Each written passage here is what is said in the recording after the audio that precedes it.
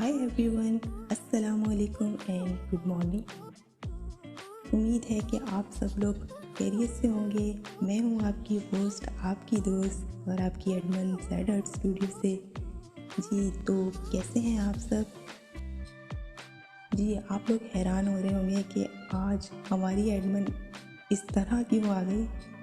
वैसे तो आप लोग मेरी पोइट्री सुनते हैं और बहुत पसंद भी करते हैं, तो मैंने सोचा कि आज पोइट्री से हटकर कुछ रैंडमली वीडियो बनाई जाए, क्योंकि मेरा बेसिक पर्पस यही है कि आप लोगों को ज़्यादा से ज़्यादा इंटरटेन करूं।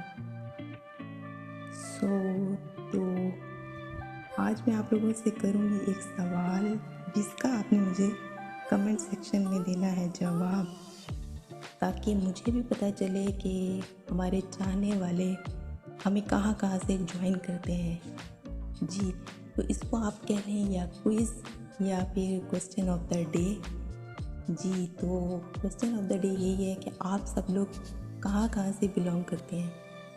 इसका आपने मुझे आंसर कमेंट सेक्शन में देना है, ताकि मुझे भी पता चले कि आप लोग कहाँ से इतनी मोहब्बत और अपना जो प्यार है वो मेरे साथ शेयर करते हैं, और जिसको देख के मुझे बहुत बहुत बहुत ज़्यादा खुशी होती है। Thank you so much everyone.